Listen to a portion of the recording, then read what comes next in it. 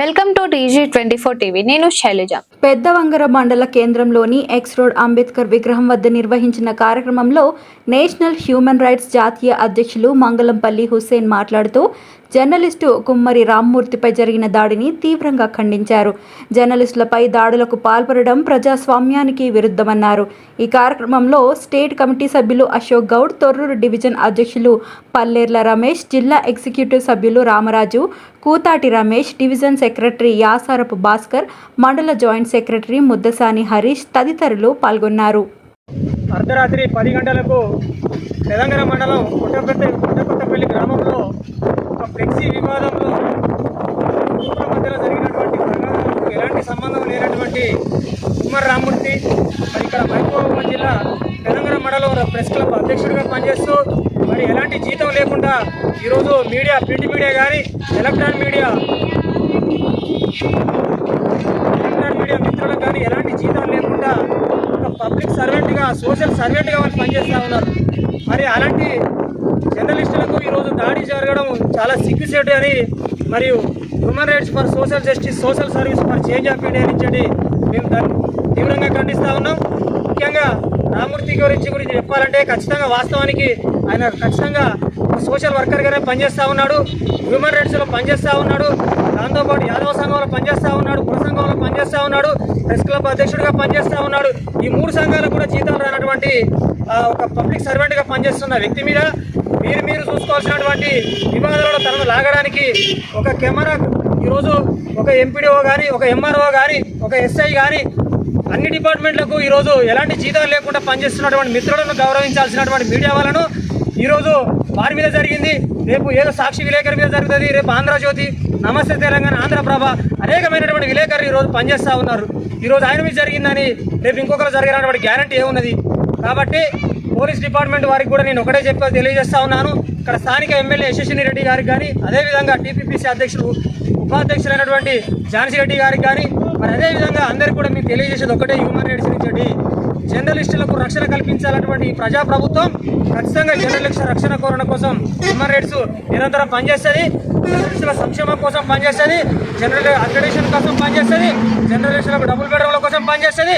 జర్నలిస్టుల మీద దాడులకు ఎక్కడ జరిగినా కూడా, వాళ్ళకి ఎక్కడ అన్యాయం జరిగినా కూడా హ్యూమన్ రైట్స్ వాళ్ళకు 24/7 అండగా ఉంటుంది. ముఖ్యంగా రామ్మూర్తి వృద్ధులకు కంటి పరీక్షలు చేయించినటువంటి వ్యక్తి కూడా రామ్మూర్తి. గతంలో మనం ఇదే కొత్తపల్లిలో సికింద్రాబాద్లో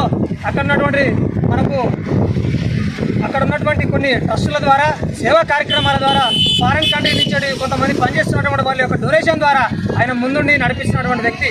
అదే బెడ్షీట్లు పంపిణీ చేయడం కానీ, కరోనా సమయంలో కానీ, అదేవిధంగా ఇక్కడ ఉచిత వైద్య క్యాంపు కూడా ఇక్కడ మనకు పెట్టినటువంటి ఘనత కూడా మన మండల కమిటీ నుంచి పెట్టడం జరిగింది. మరి ఇవన్నీ కాదా?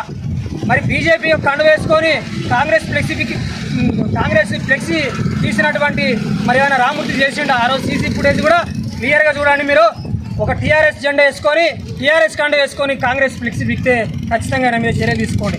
లేదా సిపిఐ పార్టీ కానీ, బీజేపీ కానీ, లేకుంటే ఏ పార్టీ కానీ ఆ పార్టీ జెండా వేసుకుంటే మాత్రం ఆయన పార్టీగా చిత్రీకరించాల్సిన అవసరం ఉన్నది. కానీ ఏ పార్టీ జెండా వాడకుండా ఒక ప్రెస్ క్లబ్ అధ్యక్షుడిగా చేస్తూ ఉన్నాడు, అదేవిధంగా హ్యూమన్ రైట్స్ నుంచి కూడా చేస్తూ ఉన్నాడు, ఒక యాదవ సంఘం నుంచి పనిచేస్తూ ఉన్నాడు.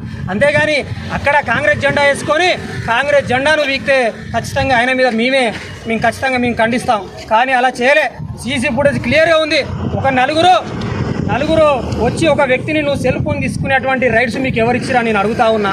ఒక వ్యక్తిని దాడి చేసేటువంటి చట్టానికి ఉపయోగం నువ్వు అయినా రామ్మూర్తి కనుక రాంగ్ చేస్తే మీరు స్థానిక పోలీస్ స్టేషన్లో ఫిర్యాదు చేయాలి. మీరు చేసుకోవడం కూడా చాలా తప్పు చేశారు. ఎప్పటికైనా కూడా దాన్ని సరిదిద్దుకోండి. ఇప్పటికి కూడా దాన్ని ఊరుకునే ప్రసక్తి లేదు. ఎందుకంటే ఒక ప్రెస్ క్లబ్ మెంబర్ మీద జరగలే, ప్రెస్ క్లబ్ అధ్యక్షుని మీద జరిగింది. ఇది చాలా సిగ్గుచేటు అని నేను చెప్తున్నా. ప్రతి ఒక్కరు కూడా నేను చెప్తా ఉన్నా. ఎస్ఐ గారితో కూడా మాట్లాడినాం, నేను సిఐ గారితో కూడా మాట్లాడతా.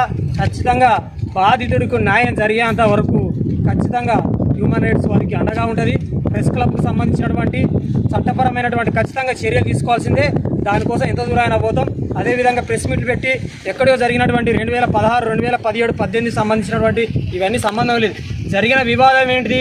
రాత్రి 11 గంటలకు జరిగినటువంటి వివాదం మీద మాట్లాడండి తప్ప వ్యక్తిగతమైనటువంటి పర్సనల్ ఆయన మీ ఇంటికి వచ్చి దాడి చేస్తే, మీ ఇంటికి వచ్చి ఫ్లెక్సీ కడితే, మీ ఇంటికి వచ్చి ఫ్లెక్సీ కూడా విక్తే మీరు వ్యక్తిగత దాడి అయితే తప్ప అర్ధరాత్రి 10 గంటలకు ఇదే యతిరాజర విగ్రహం దగ్గర హైదరాబాద్ పోయే రూటులో నడి రోడ్డు మీద కట్టిన ఫ్లెక్సీ మీద అది రోడ్డు పబ్లిక్ సంబంధించినటువంటి అది సంబంధించిన ఇష్యూ అయితే తప్ప వ్యక్తిగత విషయం కాదని చెప్పేసి మీకు క్షుణ్ణంగా తెలియజేస్తా ఉన్నాం. దానికోసం మేము హ్యూమన్ రైట్స్ వారికి ఖచ్చితంగా వాళ్ళకి చర్యలు తీసుకోవాలి, కఠినమైనటువంటి చర్యలు తీసుకోవాలి. అలాంటి దాడులు మళ్ళీ పునరావృతం కావద్దని చెప్పేసి మానవ హక్కుల న్యాయ సేవా సంఘం నుంచి డిమాండ్ చేస్తూ ఉన్నాం గౌరవనీయులు. మరి అదేవిధంగా ఎమ్మెల్యే గారు కూడా దాన్ని మీరు వ్యక్తిగతంగా తీసుకోకుండా పార్టీ పరంగా తీసుకోకుండా ఒక ప్రెస్ క్లబ్ అధ్యక్షుడి మీద జరిగింది. రేపు అది మీ పార్టీకి కూడా ప్రతిష్టకు దారితీసే అవకాశం ఉంది. మీరు కూడా ఒక అడుగు వెనక్కి వేసుకోవాలి, వెనక్కి తగ్గాలి. వాళ్ళని పిలిచి మీరు సంప్రదింపులు చేసి వాళ్ళని కాంప్రమైజ్ చేయడం తప్ప ఇక్కడ రామూర్తి కాంప్రమైజ్ అయ్యేటువంటి అవకాశం లేదు. రామూర్తికి అన్యాయం జరిగింది. అన్యాయం జరిగినప్పుడు ఆయన అడుగుతూ ఉన్నాడు. మీరు కూడా దాన్ని తీవ్రంగా దాన్ని ఖండించి మీ పార్టీ వాళ్ళ కార్యకర్తలను పిలిపియండి. ఇదే మండలపాటి అధ్యక్షుడు ఉన్నాడు, ఇక్కడ ఏదే పెదంగర మండల అధ్యక్షుడు ఉన్నాడు. ఆయన దగ్గర మీరు పిలిపించుకొని మీరు మాట్లాడుకొని సెట్ చేసుకొని మీరు చేసుకోవాల్సినటువంటి అవసరం కూడా ఉన్నది. మరి అదేవిధంగా ప్రెస్ క్లబ్ను గౌరవించాలి. ప్రెస్ క్లబ్ను ప్రతిష్ట తీసుకెళ్ళేటువంటి చర్య కాబట్టి మేము దీన్ని తీవ్రంగా ఖండిస్తూ మరియు దీని మీద చర్యలు తీసుకోవాలని చెప్పేసి కోరుతా ఉన్నాం. 2 వర్గాలు ఉన్నాయి వడ్డకొత్తపల్లిలో.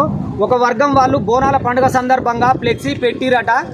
అయితే ఇంకొక వర్గం వాళ్ళు ఆ ఫ్లెక్సీని చింపిరని నాకు సమాచారం వచ్చింది. ఫోటో తీసుకుందామని అక్కడికి వెళ్ళిన అంతే. అక్కడ ఎవరు కూడా బస్ స్టాండ్లో నాకు కనిపించలేదు. ఫోటో తీసుకునే తరుణంలో నా వెనుక నుండి వచ్చిరు. అక్కడ సీసీ ఫుటేజ్ క్లిష్టంగా స్పష్టంగా ఉన్నది, మీకు అందరికీ పంపిస్తాను. సో దాంతో భాగంగా కంప్లైంట్ ఇచ్చారా మీరు స్టేషన్లో కంప్లైంట్ ఇచ్చినాం. ఎఫ్ఐఆర్ అయింది. వాళ్ళను చట్టపరంగా చర్యలు తీసుకోవాలి. వారిపై అరెస్ట్ చేయలేదా? చేయలేదు. ఎందుకు చేయలేదు? మరి ఎందుకు చేయలేరో అధికారులకు తెలుసు. స్టేషన్ దగ్గరికి పోయి కూర్చోపోయారు. మీ ఎవరైతే మీ లీడర్ ఉన్నాడో, ఎవరైతే ప్రెస్ క్లబ్ అధ్యక్షుడు ఉన్నాడో వారు పోయి ఆ స్టేషన్ దగ్గర దాడి జరిగింది. మీ అందరు కలిసి ఆ స్టేషన్ దగ్గర కూర్చోపోయారు. ఓకే, కూర్చుంటాం. వాళ్ళు కనుక అరెస్ట్ చేయకుండా లీగల్గా పోకుండా మేమైతే ఖచ్చితంగా ముందుకు పోయే చర్యలు తీసుకుంటామని తెలియజేస్తున్నాం.